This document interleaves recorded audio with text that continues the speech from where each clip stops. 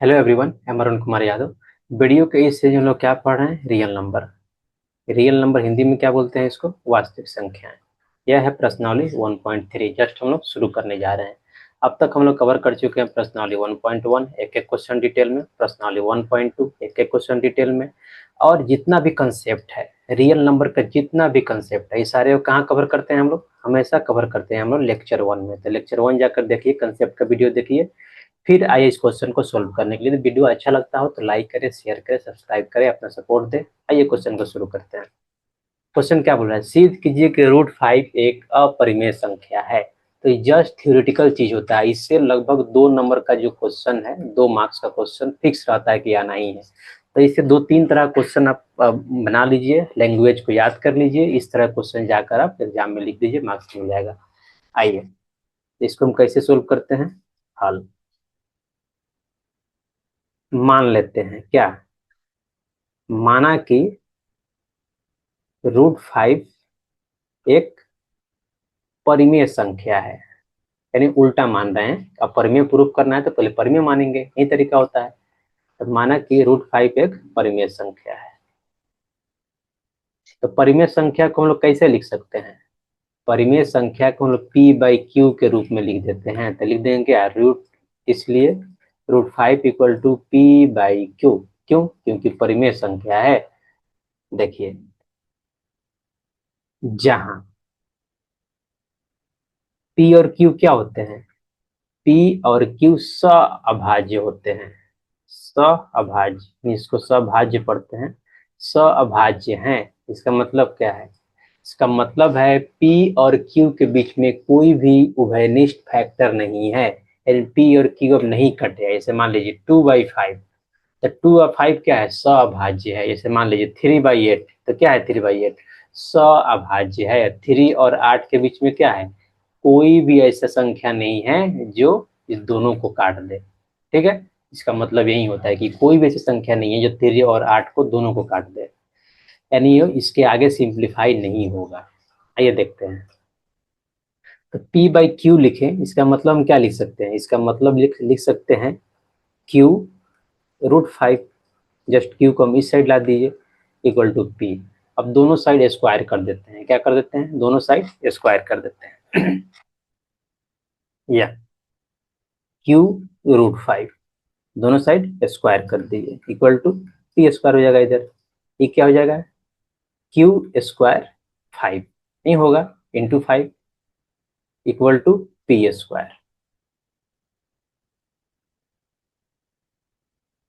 5q² equal to p²।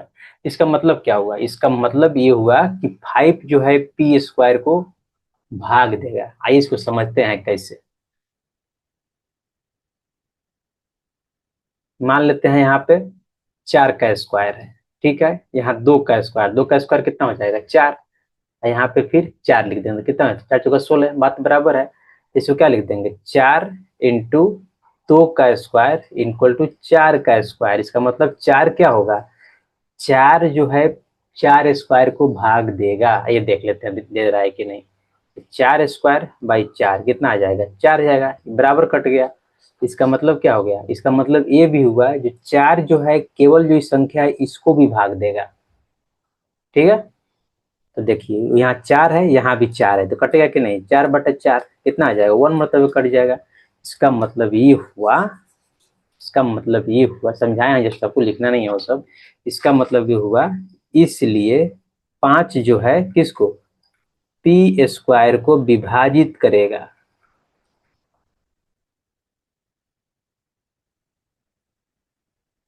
विभाज्य लिखा गया, विभाजित करेगा। फिर एक और चीज, एक और इसके साथ ही से सटा हुआ तो होता है, जस्ट हम जो एक्सप्लेन किए हैं। यदि 5p² को विभाजित करता है, इसलिए क्या? इसका मतलब इसलिए 5p को भी विभाजित करेगा।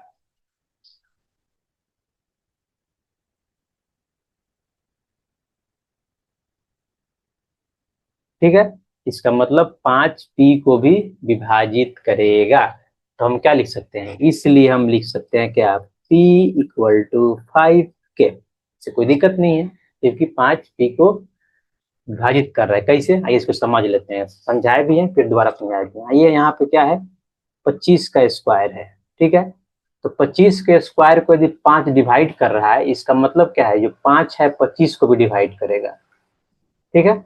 या दूसरे में मान लीजिए, यहाँ 5 का स्क्वायर है, कोई बोल रहा है कि 5 के स्क्वायर को 5 डिवाइड करेगा, तो जो स्क्वायर है जिसका, वो भी 5 उसको डिवाइड करेगा। क्यों, क्योंकि जो किसी पे स्क्वायर देते हैं, इसका मतलब क्या होता है, ए गुना ए होता है।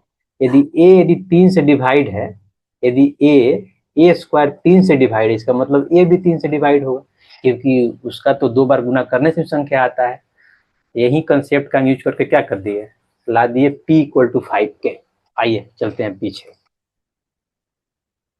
p इक्वल टू क्या ला दिए, 5k। इसको समीकरण 1 मान लेते हैं हम, इसको इसको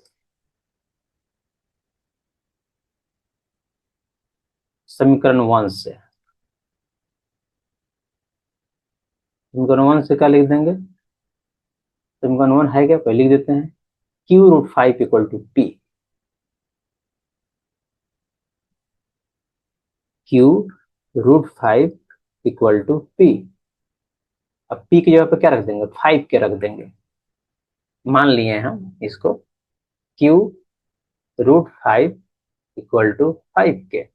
अब दोनों साइड क्या कर देंगे, दोनों साइड स्क्वायर कर देंगे, तो क्या हो जाएगा, Q square into 5 equal to क्या हो जाएगा, यहाँ पे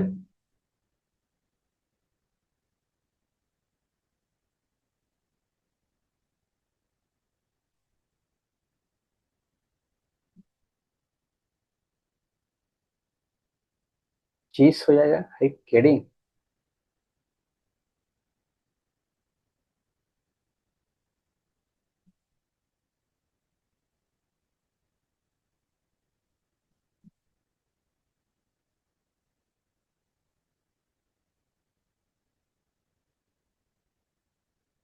तो क्या हो जाएगा ये, हम्म,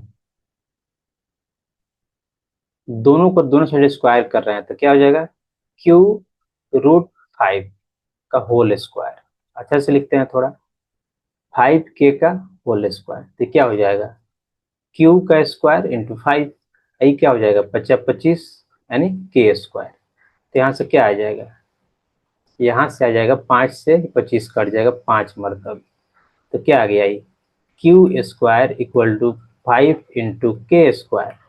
इसका मतलब ये हो गया, इसलिए फिर यहाँ पे लिख सकते हैं 5 क्यू स्क्वायर को विभाजित कर रहा है,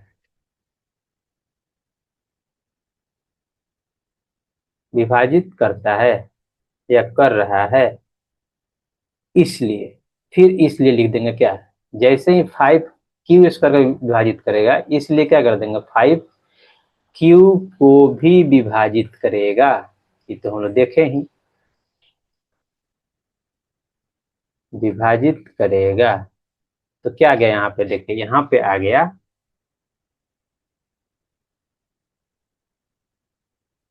5p को भी विभाजित करेगा, इसको मान लेते हैं इक्वेशन 2, ठीक है। 5q को भी विभाजित करेगा, इसको मान लेते हैं इक्वेशन 3। तो हम यहाँ लिखेंगे समीकरण 2 तथा 3 से क्या मिला है, 5p तथा q दोनों को विभाजित कर रहा है,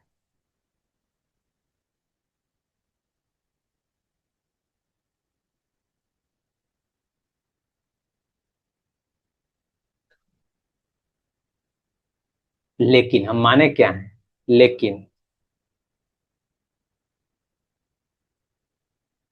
p तथा q क्या है, सभाज्य है, यानी इसका कोई भाज्य नहीं है, यानी कोई संख्या से ही भाग नहीं होगा, सभाज्य है। इसलिए क्या लिख देंगे, इसलिए यहां विरोधाभास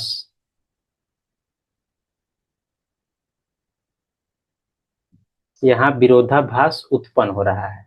हो रहा है कैसे? पहले तो हम लिखे हैं कि P बाई क्यू स्वभा सभाज्य है। यहाँ पे आ गया P और Q भाज्य है, यानी इसका एक क्या है, एक इसका भाज्य 5 भी है। इसका मतलब क्या हुआ, ये विरोधाभास हो रहा है अपने ही स्टेटमेंट में। क्यों हो रहा है? इसलिए कि हम माने हैं √5 जो है क्या है, परिमेय संख्या है। इसलिए हमारा मानना गलत है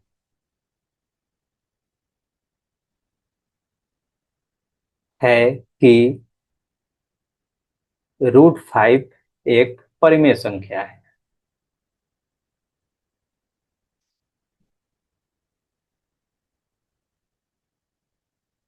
क्या लिख देंगे लास्ट में? लास्ट में लिख देंगे अतः √5 एक अपरिमेय संख्या है। तो इसको आपको इस सारे स्टेटमेंट को ध्यान में रखना है। क्यों? क्योंकि आपको ऐसा ही लिखना है, इसका और कोई तरीका नहीं होता है। जस्ट ऐसे लिखिएगा, आपको मार्क्स मिलेंगे। क्या हो गया? प्रूफ हो गया। इसी के साथ क्वेश्चन नंबर 1 क्या होता है, समाप्त होता है। नेक्स्ट वीडियो में देखेंगे क्या, क्वेश्चन नंबर 2। यदि वीडियो अच्छा लगा हो तो please like share subscribe the channel.